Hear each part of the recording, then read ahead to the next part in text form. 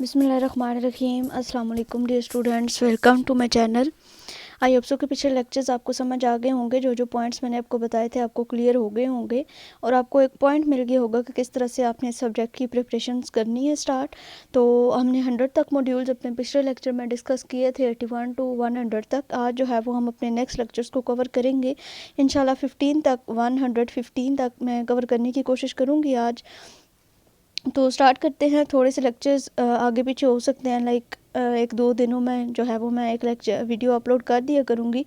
काफ़ी जो है वो टाइम को मैनेज करना मुश्किल होता है, इस वजह से थोड़े लेट हो जाते हैं लेक्चर्स। तो आपने जो है वो वेट करना है और इसी तरह से जो मैं आपको पॉइंट्स बताऊँगी इस तरह से आपने अपने पेपर्स की तैयारी करनी है ताकि अच्छे तरीके से आपको ये सारी चीज़ें समझ आ जाएँ।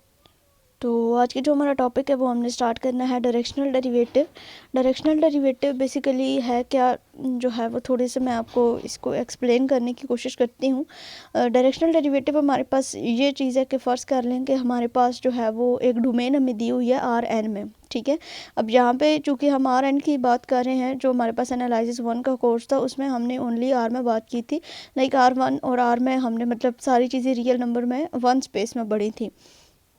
अब हम जो है वो स्पेस को मज़ीद मतलब आगे लेके जा रहे हैं। हम R2 में बात करते हैं, R3 में, R4 में और अप टू Rn टर्म्स तक जो है वो हम अब इसको जो है वो मज़ीद आगे लेके जा सकते हैं।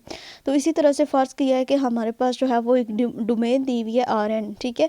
और अगर वो जो डोमेन है Rn है, फ़र्ज़ कर लें कि हम जो n की वैल्यू है ना, मतलब n इक्वल टू हम 2 रख लेते हैं, तो इट्स मीन कि हमारे पास जो डोमेन अब दी हुई है वो हमारे पास क्या है, R2 में दी हुई है, ठीक है। तो हमारा ये मकसद है कि हम इसके किसी एक पॉइंट के ऊपर पहुंचें, ठीक है। मैं आपको थोड़ा सा ग्राफिकली बताती हूँ कि फ़र्ज़ करें कि हमारे पास जो है वो एक हमें डोमेन दी हुई है, उसको हमने कहा है कि वो हमारे पास R2 है।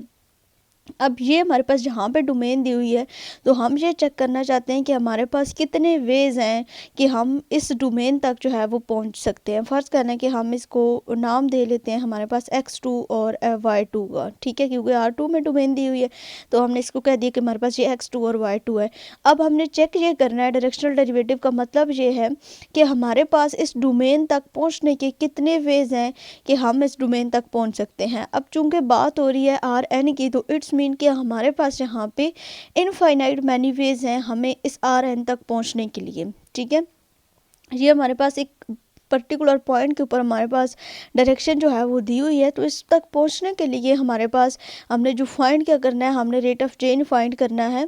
तो उस रेट ऑफ चेंज को फाइंड करने के लिए हमारे पास कितने वेज हैं इस डोमेन तक पहुंचने के लिए। तो चूँकि Rn की बात हो रही है तो इट्स मीन कि यहाँ पर हमारे पास इनफाइनाइट मैनी वेज हैं, हम जहाँ से मर्जी है इस डोमेन तक जो है वो अप्रोच कर सकते हैं।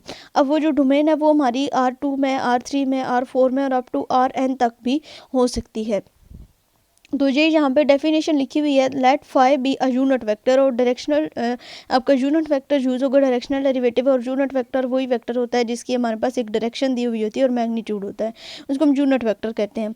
तो फाई हमारे पास क्या एक यूनिट वेक्टर है and x a point in Rn, और एक्स जो है वो हमारे पास क्या है, एक पॉइंट Rn में। अब इसका जो डायरेक्शनल डेरिवेटिव होगा of f x in the direction of phi is defined by, ये आपके पास फार्मूला है, इंपॉर्टेंट है, इसको आपने लाजमी याद रखना है आपके MCQs में भी, और आपको पास क्वेश्चन भी आ सकता है कि find the directional derivative of this function. तो उसके लिए आपके पास ये दोनों चीज़ें यूज़ होंगी। अब आगे हम देखेंगे कि इनको किस तरह से यूज़ करके एग्जांपल्स हमारे पास गिवन है। पार्शियल एफ ओवर एक्स, अब ये जो आपके पास ये जो डेरिवेटिव है, ठीक है, ये आपके पास पार्शियल का डेरिवेटिव है कि आपने जो है वो पार्शियल डेरिवेटिव इसका लेना है एफ ऑफ एक्स फंक्शन का divided by partial phi equal to limit t approaches to zero f of x plus T phi minus f of x divided by t. जो है ये आपके पास एक पैरामीटर है जिसको आप जो है वो आगे यूज़ करेंगे, ठीक है।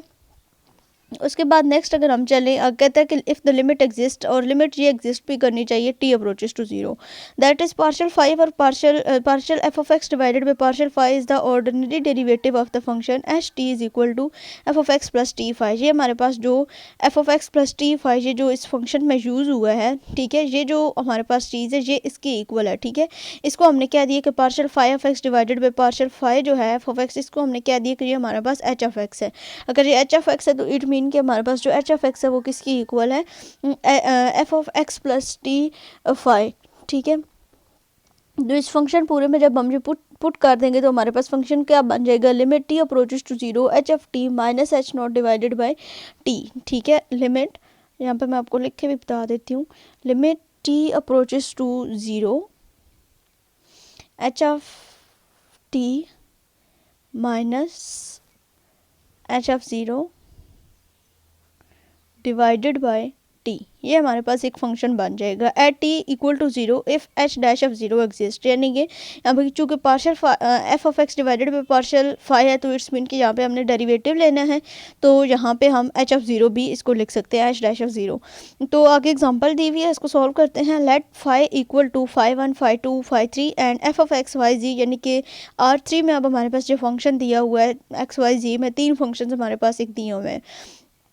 अब हमने कहा है कि जो हमारे पास ये partial phi x divided by partial phi है वो हमारे पास किसकी इक्वल है, हमारे पास एच ऑफ टी की इक्वल है। तो सबसे पहले हमने क्या किया कि हमारे पास जो फंक्शन था एफ ऑफ एक्स वाई जी, उसमें हमने क्या किया कि हमने टी को जो है वो इंक्लूड कर लिया है। बेसिकली हमारे पास क्या हुआ है कि ये जो हमारे फाई और टी फाई और एफ का फंक्शन है, इन दोनों को हमने मल्टीप्लाई किया है। X plus T phi one आ जाएगा plus Y plus T phi two आ जाएगा and G plus T phi three आ जाएगा। ठीक है, उसके बाद अब हमने नेक्स्ट स्टेप में जो है वो क्या करना है कि जो हमारे पास ये फंक्शन दिया हुआ है ना F of x Y G, इसमें हमारे पास एक्स की जगह पे X plus phi one T phi one, Y की जगह पे Y plus T phi two and G की जगह पे Y plus T phi three जो है वो आ जाएगा। ये जो चीज़ यहाँ पे लिखी हुई है, ठीक है, ये हमने लिख दिया। सेम इसी तरह से आगे टू एक्स था तो X plus T phi one आ गया उसका स्केयर, एंड आगे जी था तो G plus T phi three का स्केयर आ गया। अब जो है वो क्या हुआ है, यहाँ पे सिंपल जहाँ पे ये जो नीचे फंक्शन दिया हुआ है यही फंक्शन बेसिकली नीचे लिखा हुआ है। आगे जो है वो हमने क्या करना है, इसका डेरिवेटिव लेना है।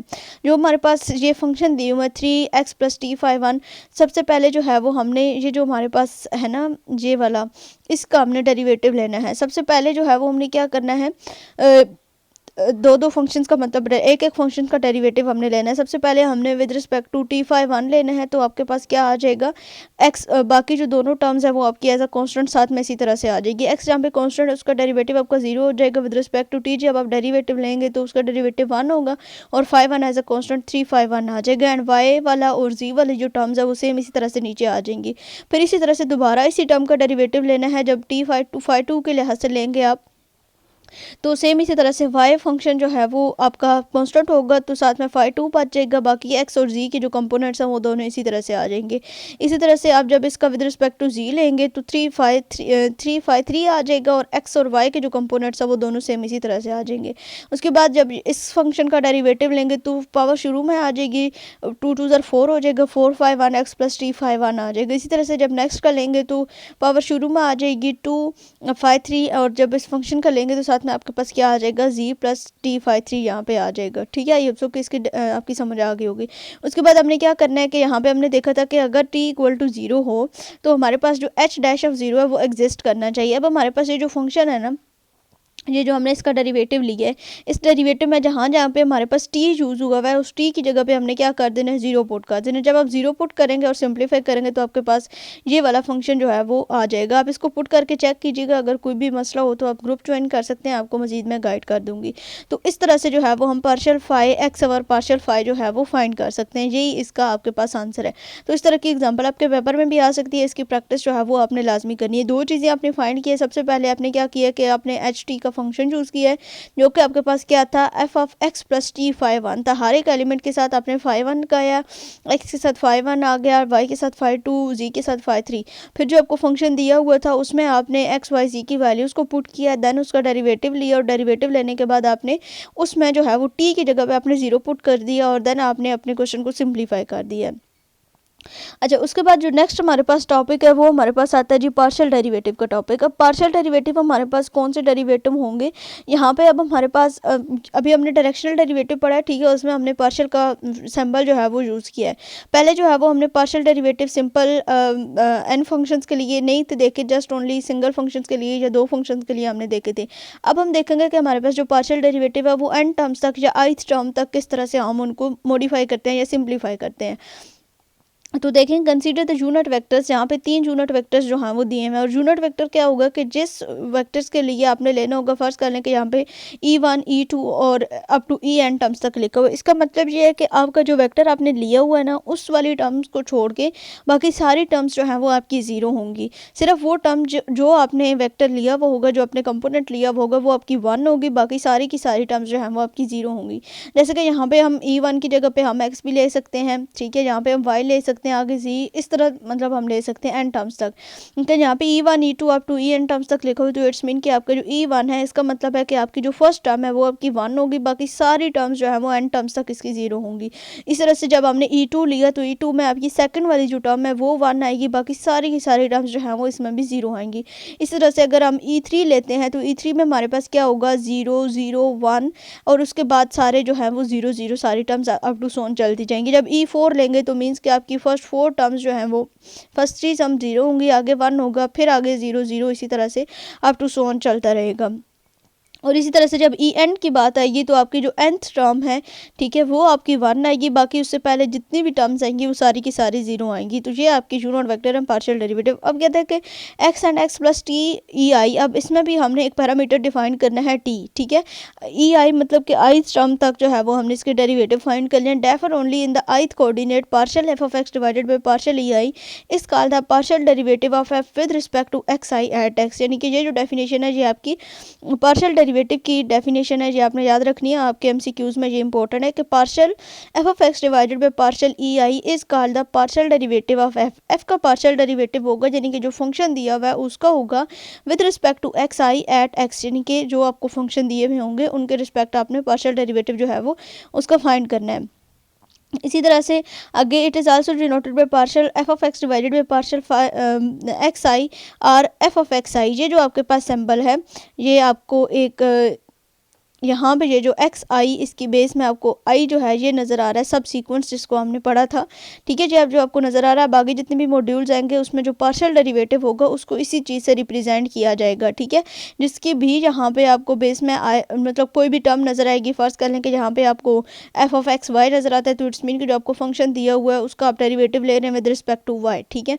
अगर आपको एक्स नज़र आता है तो इट्स मीन कि आप डेरिवेटिव ले रहे हैं विद रिस्पेक्ट टू एक्स, ठीक है। ये चीज़ जो है वो आपने टर्म याद रखनी है। तो यहाँ पे जो है वो फर्स्ट वाली टर्म में इन्होंने x1 जो है वो डिफाइन किया है कि हमने f ऑफ x1 का डेरिवेटिव लिया है विद रिस्पेक्ट टू x। तो हमारे पास क्या होगा, लिमिट t अप्रोचेस टू 0, जो हमने अभी पीछे डायरेक्शनल डेरिवेटिव की डेफिनेशन जो है वो पढ़ी थी, ठीक है, वही डेफिनेशन यहाँ पे भी अप्लाई की है। x1 plus t x2 plus up to so on x n terms तक जो है ये चलेंगी, and minus f of x1 x2 up to so on x n terms तक, जहाँ पे जो है ये इसके साथ जो पैरामीटर है वो भी आएगा t, और जहाँ पे जो है वो ओनली जो फंक्शंस होंगे x1 x2 up to so on x term तक उनको जो है वो हमने लिखना होगा।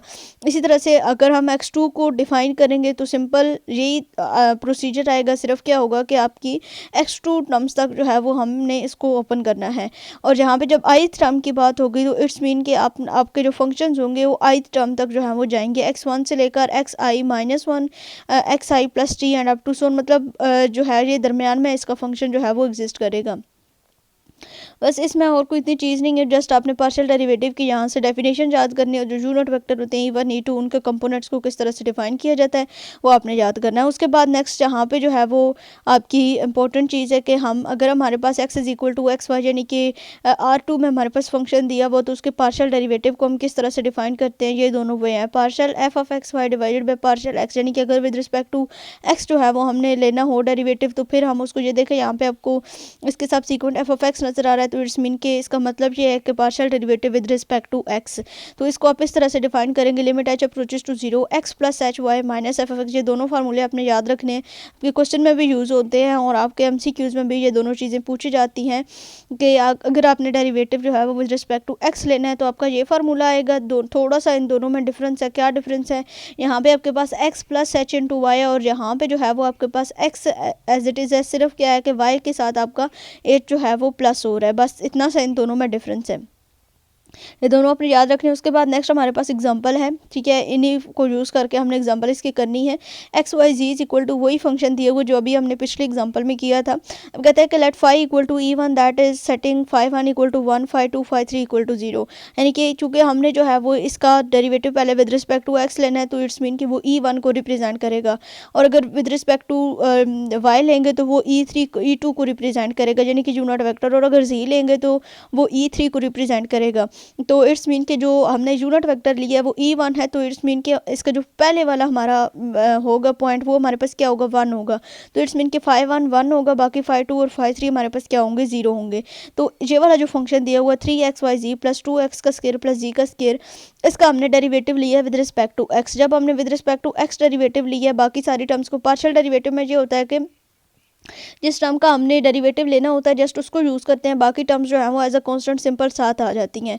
और अगर वैसे डेरिवेटिव लेना हो तो फिर उसके ऊपर हम प्रोडक्ट रूल लगा के, मतलब अगर दो से ज़्यादा एलिमेंट्स आपस में मल्टीप्लाई हो रहे हों तो फिर उसके ऊपर हमने प्रोडक्ट रूल लगाना होता है, उनको थोड़ा मतलब मजीद सिंप्लीफाई करना होता है। लेकिन यहाँ पे वो नहीं होता है, सिंपल हमने क्या है, यहाँ पे हमारे पास CXYZ लिखा हुआ, तो इट्स मीन कि with respect to x only हमने डेरिवेटिव लेना है। तो एक्स का जब लेंगे तो हमारे पास 1 आ जाएगा, क्योंकि ओनली एक्स है, तो 3YZ सिंपल आ जाएगा। उसके बाद नेक्स्ट टर्म का लेंगे तो 2 स्टार्टिंग में आ जाएगा, यहाँ पे 2 2 ज़र 4x हो जाएगा, ठीक है। 2 माइनस 1 एक्स की पावर सिर्फ 1 हो जाएगी। जब जी स्क्वायर है जो इसका लेंगे तो वो तो 0 ही हो जाएगा, क्योंकि है ही कॉन्स्टेंट में, इसके साथ कोई एक्स है ही नहीं। अच्छा, उसके बाद सिंपल हमने ये डेरिवेटिव था हमारा विद रिस्पेक्ट टू एक्स था, ठीक है। अब जो है यहाँ पे E1 यूज़ हो रहा है, तो इट्स मीन कि इसकी जो फर्स्ट टर्म है फाई वन है वो हमारे पास 1 है। उसके बाद हमने विद रिस्पेक्ट टू वाई लिया है, तो यहाँ पे हमने क्या लिख दिया, E2 लिख दिया, जो मैंने आगे आपको बता दी है।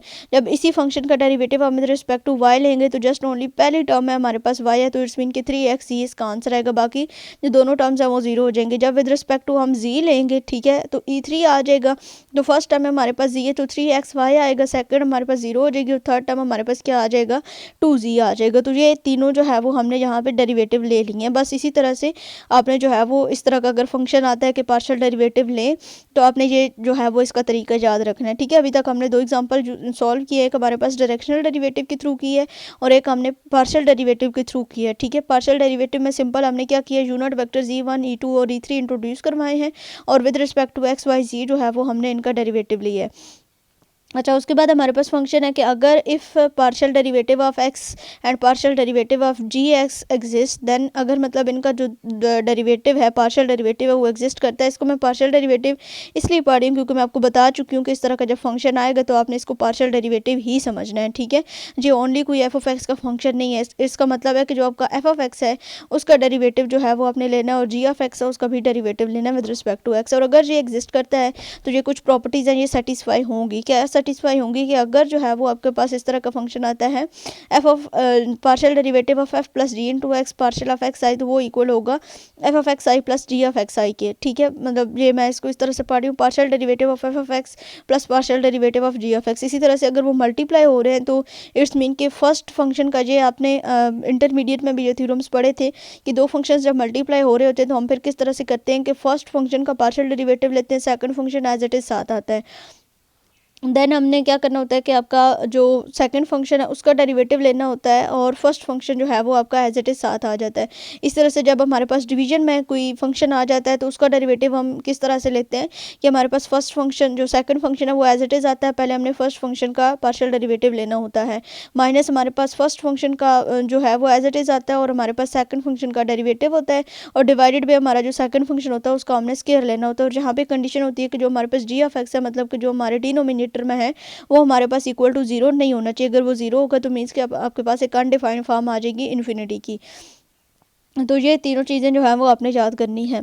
अच्छा, उसके बाद जो है वो हमारे पास है कि if F of X I exist at the every point of set D, यानी कि जो डोमेन दी हुई है उसके हर पॉइंट के ऊपर अगर हमारा जो पार्शियल डेरिवेटिव वो एग्जिस्ट करता है, then it define a function partial derivative of f on d. तो ये हमारे पास एक फंक्शन डिफाइन करता है जिसका पार्शियल डेरिवेटिव होता है ऑन डी के ऊपर। In this function has a partial derivative with respect to x j and the subset of the d, we denote the partial derivative by. तो हम जो है वो इनको फिर किस तरह से डिफाइन करेंगे, मतलब अप टू अगर एन टर्म्स तक या आई जे के टर्म तक हम हमने जाना हो तो सिंपल जो है वो अगर हमारे पास स्केयर में होगा तो हम उसको F of X I partial derivative of F of X I and X J, ठीक है, यानी कि with respect to I and with respect to J हम इसको लिख सकते हैं। अगर हमारे पास थ्री फंक्शंस होंगे मतलब उसका ट्रिपल हमने पार्शियल डेरिवेटिव लेना होगा तो हम उसको इस तरह से सब सीक्वेंस में एक्स आई एक्स जे और एक्स के लिख सकते हैं। ये भी आपके एमसीक्यूज़ के लिए इंपॉर्टेंट है। उसके बाद नेक्स्ट अगर हम आ जाएं तो नेक्स्ट हमारे पास यहाँ पे एग्जांपल एक दी हुई है, ठीक है, इसको देख लेते हैं। एग्जांपल हमारे पास क्या है कि f of x Y is equal to 3x का स्केयर, ये हमारे पास एग्जांपल है 3x का स्केयर वाई का क्यूब प्लस एक्स वाई, ठीक है, has a partial derivative everywhere in the first order partial derivative are, यानी कि अब कहते हैं कि ये जो हमारे पास फंक्शन दिया हुआ है इसका जो डेरिवेटिव है हर जगह पे आपको ये मिलेगा पार्शियल डेरिवेटिव। तो सबसे पहले इसका जो है वो फर्स्ट पार्शियल डेरिवेटिव लिया गया है विद रिस्पेक्ट टू एक्स। जब विद रिस्पेक्ट टू एक्स लिया है तो एक्स के ऊपर स्केयर है ना, आई होप सो कि आपको डेरिवेटिव लेने का पता होगा। 3 2 ज़र आपके पास 6 आ जाएगा और साथ में Y cube as it is आ जाएगा। जब एक्स वाई का लेंगे तो एक्स का डेरिवेटिव 1 होगा तो वो आपके पास फिर इसी का डेरिवेटिव आप विद रिस्पेक्ट टू वाई लेंगे तो 3 3 ज़र 9 हो जाएगा, एक्स का स्केयर एंड 3 माइनस 1 2 आ जाएगा, प्लस वाई एक्स वाई का लेंगे तो आपके पास वाई का डेरिवेटिव 1 आएगा तो आपके पास एक्स आ जाएगा। फिर इसी का मतलब फर्स्ट वाले का जब दोबारा से डेरिवेटिव लेंगे, इसका सेकंड डेरिवेटिव जब आप लेंगे विद रिस्पेक्ट टू एक्स तो आप इसको इस तरह से लिखेंगे एफ ऑफ एक्स एक्स लिखेंगे, ठीक है। तो दोबारा से जब लेंगे तो आपके पास क्या हो जाएगा 6y क्यूब, सिर्फ एक एक्स है ना तो एक्स का 1 हो जाएगा तो 6y क्यूब आ जाएगा। फिर जब वाई वाले का दोबारा से डेरिवेटिव लेंगे तो आप इसको एफ वाई वाई लिखेंगे जो भी हमने देखा था आई जे और एक्स आई और एक्स जे और वाई आई और वाई जे, ठीक है। इसी तरह से यहाँ पे आ जाएगा जब इसका डेरिवेटिव लेंगे विद रिस्पेक्ट टू वाई तो 2 9 ज़र 18 हो जाएगा, 18 एक्स का स्केयर और वाई का स्केयर और ये वाले एक्स का जो है वो आपके पास 0 हो जाएगा। फिर जब इसका आप थर्ड डेरिवेटिव लेंगे, ठीक है, एफ ऑफ एक्स वाई तो आपके पास क्या हो जाएगा, ये सिंपल जो है वो इस तरह से आपके पास इन दोनों के को मल्टीप्लाई करने के बाद जैसे भी जो है वो हम इसको मज़ीद डेरिवेट अगर करना चाहें तो हमारे पास जो है वो इसका ये आंसर आ जाता है। उसके बाद जो है वो नेक्स्ट अगर हम देखें there are 8 third partial derivative some examples are, यानी कि यहाँ पे अगर हम मज़ीद इसको आगे लेके जाएं तो मज़ीद जो है वो हमारे पास इसके ये जो है वो आंसर्स आ सकते हैं कि f of x x y दोबारा से फिर इसका डेरिवेटिव लिया जाए तो 3 6 ज़र 18 हो जाएगा, वाई का स्केयर आ जाएगा। फिर नेक्स्ट वाली टर्म्स का भी इसी तरह से लें तो नेक्स्ट की टर्म का जो है वो हमारे पास विद रिस्पेक्ट टू अगर हम एक्स लेंगे तो हमारे पास क्या हो जाएगा 18 वाई का स्केयर हो जाएगा। जब दोबारा से इसका लेंगे तो हमारे पास क्या आ जाएगा, ये जो लास्ट वाली टर्म है इसका लेंगे तो हमारे पास क्या आ जाएगा एक्स वाई इंटू 18 वाई का स्केयर, ठीक है। बस मतलब इतनी सी चीज़ है, आपने याद क्या रखना है कि आपने जो आपको फंक्शंस दिए हुए हैं सिर्फ यहाँ पे ये दिखाया गया है कि आपको जो फंक्शंस दिए हुए हैं उनके डेरिवेटिव जो है वो कितनी टर्म्स तक होते हैं। पहले हम जो है वो इनको किस तरह से डिनोट करते थे, हम इनको इस तरह एफ डैश ऑफ एक्स लिखते थे, फिर F double prime of x लिखते थे मतलब सेकंड डेरिवेटिव के लिए, फिर थर्ड डेरिवेटिव के लिए एफ ट्रिपल इस तरह करके लिखते थे। तो यहाँ पर जो है वो जस्ट क्या है कि थोड़ी सी सिम्प्लीफिकेशन दी गई है कि इस तरह से हम इनको जो है वो डिनोट कर सकते हैं। उसके बाद नेक्स्ट ये जो फंक्शन दिया हुआ है इसमें भी जो है वो हमारे पास कहते हैं कि compute F of x x 0 0, यानी कि derivative of F of x double derivative of F of x 0 0 point पे, डबल डेरिवेटिव ऑफ वाई, फिर एक्स वाई का डबल डेरिवेटिव 0 0 पे एंड एफ वाई एक्स का 0 0 पे आप फाइंड करें। If f of x y आपकी एग्जांपल दी हुई है x y not is equal to 0, क्योंकि एक्स के वाई के आपके डिनोमिनेटर में तो अगर वो 0 होगा तो इट्स मीन कि वो कंडीशन जो है वो आपकी फाल्स हो जाएगी। और 0 का डेरिवेटिव मतलब इसका डेरिवेटिव 0 कब आएगा, जब x Y is equal to आपके पास क्या हो जाएगा 0 हो जाएगा। अगर तक if x y not is equal to 0 the ordinary rule for the differentiation apply separately to the x and the y yields. अब क्या हुआ है कि यहाँ पे हमारे पास ये जो फंक्शन है इसके ऊपर अभी हमने जो क्वेश्चन रूल देखा था वो रूल जहाँ पे अप्लाई किया गया। सबसे पहले जो है वो आपका सेकंड फंक्शन का डेरिवेटिव आया है, फर्स्ट फंक्शन जो है वो एज इट इज़ जो है वो यहाँ पे लिख दिया गया है। फिर इसी तरह से जो है वो आपका first function as it is आया है, सेकंड फंक्शन का डेरिवेटिव यहाँ पे लिख दिया गया और डिवाइडेड बाय जो आपका सेकंड फंक्शन है उसका डेरिवेटिव माइनस जो है वो आपके पास क्या आ गया 2x इंटू, मतलब जब साइंस का अलग अलग से डेरिवेटिव लिया गया है तो आपके पास ये इसका फंक्शन आ जाएगा। फिर उसके बाद नेक्स्ट टर्म में जो है वो इसका एलसीएम लेके दोबारा से इसको सिंप्लीफाई किया गया और यहाँ पे ये जो डेरिवेटिव्स हैं ये आप लिखे मतलब रजिस्टर पे या जैसे भी आप इसको प्रैक्टिस करना चाहें इसको प्रैक्टिस कीजिए। सिंपल जो अभी हमने ये पीछे क्वेश्चन रूल पढ़ा था ना, जो हमने कंडीशंस देखी थी कि अगर एग्जिस्ट करते हैं तो इन कंडीशंस को सिंप्लीफाई सेटिस्फाई करना होगा, तो वही कंडीशंस जो हैं वो यहाँ पे लगाई गई हैं, फार्मूला लगा के उसको सॉल्व करना है। उसके बाद जो कंडीशंस दी हुई है कि एफ ऑफ एक्स एक्स 0 0 पे है, तो इसका क्या आंसर आएगा, आपके पास 0 आंसर आएगा। ठीक है, इसी फंक्शन में एक्स की जगह पे जो है वो 0 0 पुट कर दिए गए। फिर वाई के लिए अगर 0 0 पुट किया जाए, ये जो हमने अभी पीछे पार्शियल डायरेक्शनल डेरिवेटिव का फार्मूला पढ़ा था, वही यहाँ पे जो है वो यूज़ हो रहा है। ठीक है, और बस इसमें और कोई इतनी ख़ास चीज़ नहीं है, आप चाहो तो इसको स्किप भी बेशक कर सकते हैं। अच्छा, उसके बाद हमारे पास आता है कि equality of the mixed partial derivative. ठीक है, यानी कि पीछे हमने क्या देखा कि हमारे पास एक लिमिट है कि हम कहाँ तक जो है वो अपने फंक्शन को सिंप्लीफाई कर सकते हैं। ठीक है, यानी कि कहते हैं कि अगर हमारे पास एक फंक्शन है, उसका डेरिवेटिव हम विद रिस्पेक्ट टू एक्स लेते हैं और उसमें कोई लिमिट पुट करते हैं, और उसी फंक्शन का डेरिवेटिव हम विद रिस्पेक्ट टू वाई लेते हैं और उसमें कोई लिमिट पुट करते हैं, तो क्या उन दोनों फंक्शंस के जो आंसर हैं वो इक्वल आते हैं या नहीं आते, और अगर वो इक्वल आते हैं तो उनमें क्या कंडीशंस होती हैं, कौन सी कंडीशंस को वो सेटिस्फाई करते हैं। तो ये चीज़ जो है वो हमारे पास equality of the mixed partial derivative में हमने डिस्कस करनी है। यहाँ पे देखिए, suppose that F of X F of Y, यानी कि partial derivative of F of function का with respect to X, partial derivative function derivative with respect to Y, and F of x Y, यानी कि इन दोनों के multiply को ये exist करता है on the neighbourhood of an x not y not, and F of x Y is continuous at x not y not. ठीक है, ये थ्योरम की जो स्टेटमेंट है ये इंपॉर्टेंट है, आपने अपने एमसीक्यूज के लिए इसको याद कर लेना है। Then f of y x not and Y not exist, यानी कि अगर हमारे पास जो फंक्शन है वो एक्स वाई एग्जिस्ट करता है, तो इट्स मीन कि उसको वाई एक्स को भी एग्जिस्ट करना चाहिए, और उन दोनों को जो है वो आपके पास इक्वल होना चाहिए। ये चीज़ जो है वो अभी हमने इसमें डिफ़ाइन करनी है। ठीक है, बाकी जो इसका थ्योरम का प्रूफ है ये नहीं करवा रही मैं, बेशक आप इसको भी स्किप कर सकते हैं। अच्छा, उसके बाद जो है वो हमारे पास इसकी जनरलाइज फॉर्म दी हुई है, मतलब आइस टर्म में जो है वो हम इसको किस तरह से डिनोट करते हैं। ये हमारे पास जो फंक्शन है equality of mixed partial derivative, suppose that f and all its partial derivative of order greater than equal to r continuous on an open subset r of r n. इसको भी जो है वो इतना इसमें कोई ख़ास चीज़ नहीं है, जस्ट यही है कि इसको एन टर्म तक जो है वो हम बस किस तरह से लिख सकते हैं। रिमार्क है, function of the several variable में है first order partial derivative at a point x not.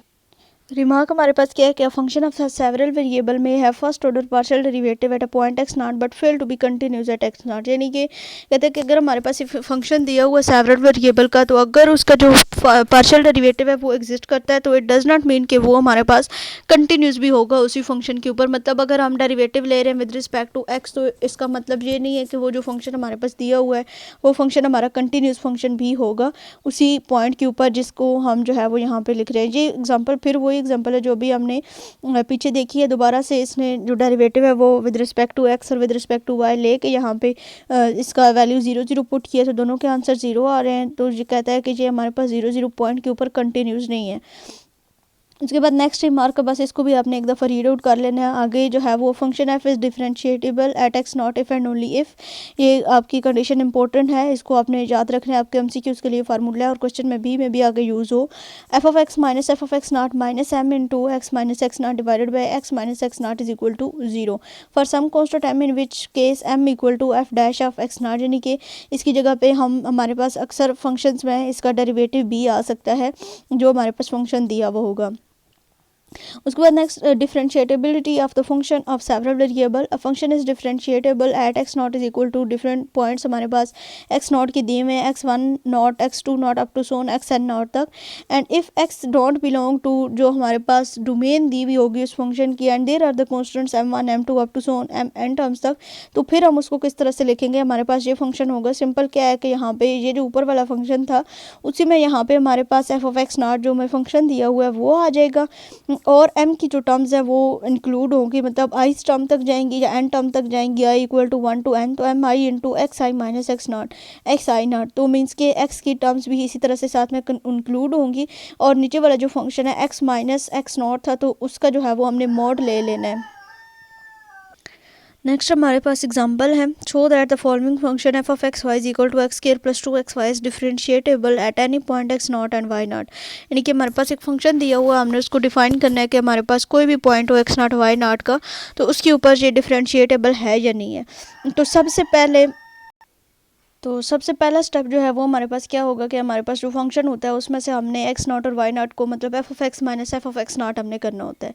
तो यहाँ पे एक्स और वाई है तो इट्स मीन कि f of x y minus f of x not और वाई नॉट आ जाएगा। सिंपल जो फंक्शन दिया हुआ है ना उसी में एक्स की जगह पे एक्स नॉट आ जाएगा और वाई की जगह पे वाई नॉट आ जाएगा। तो x square plus 2xy minus x square की जगह पे एक्स नॉट का square and minus 2x not और वाई नॉट आ जाएगा।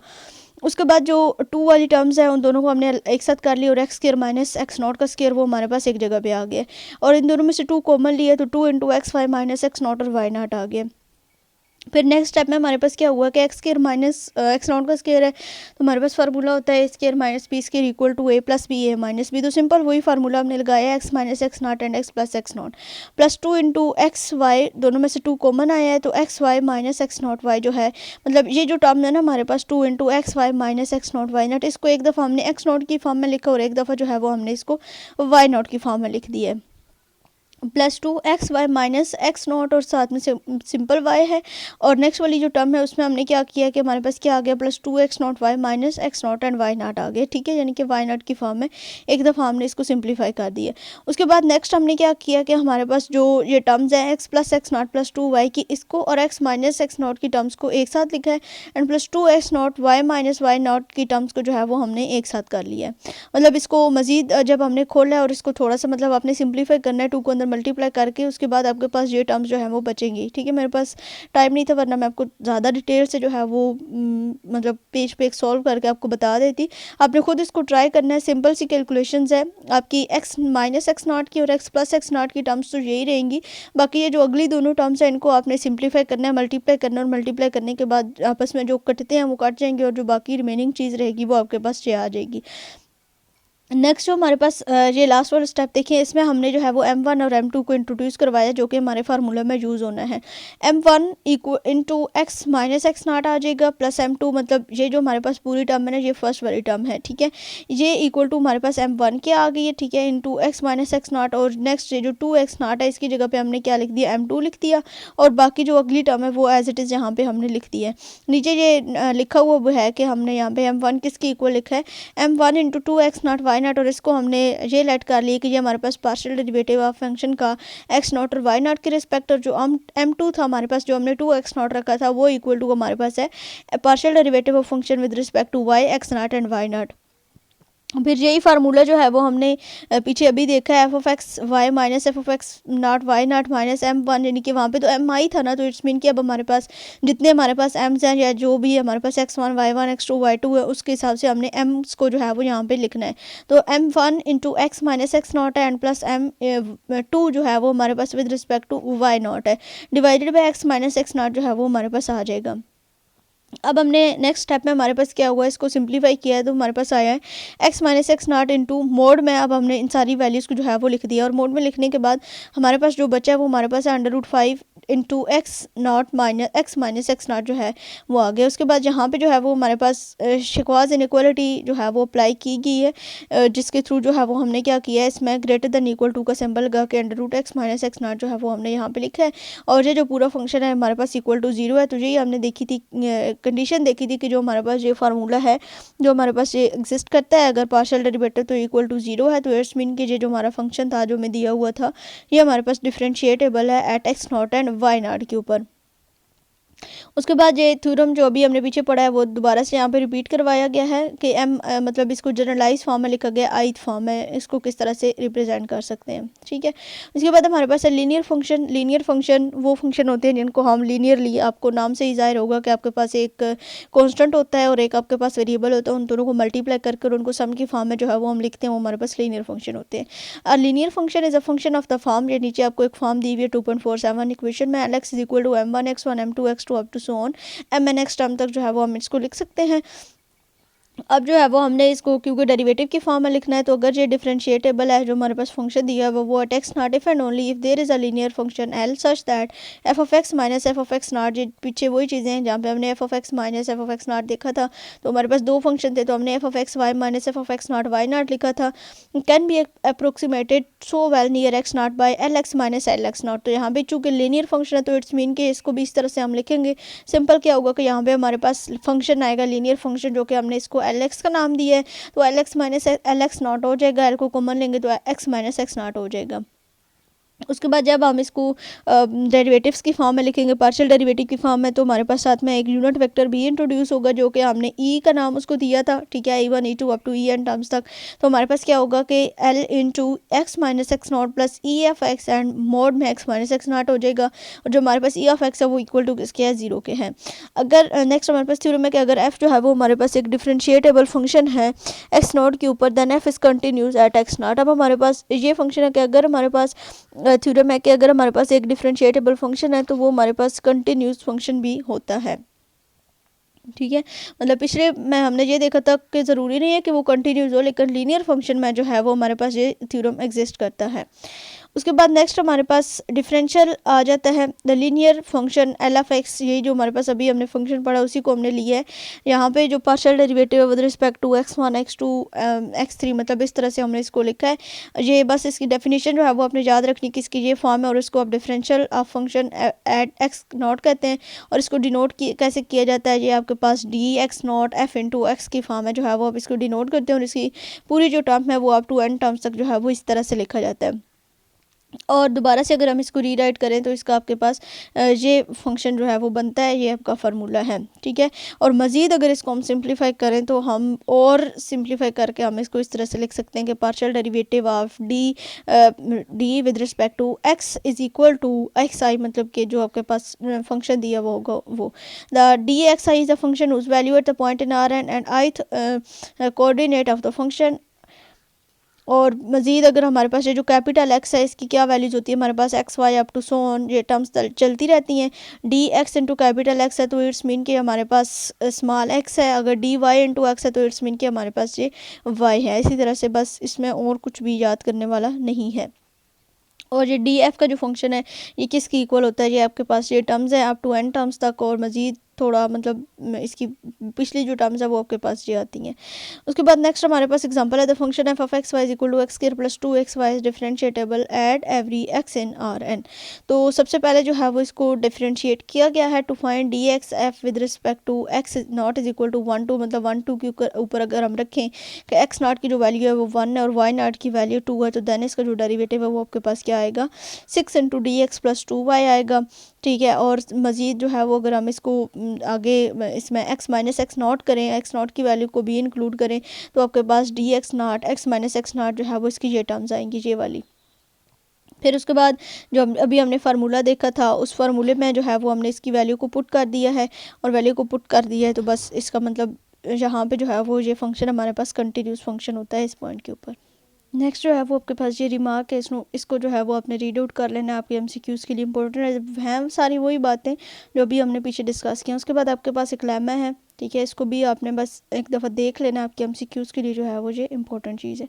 उसके बाद सफिशिएंट कंडीशन फॉर डिफरेंशिएटिबिलिटी, वही जो अभी हमने देखा था कि अगर डिफरेंशिएटेबल है तो दैन कंटिन्यूस भी होगा।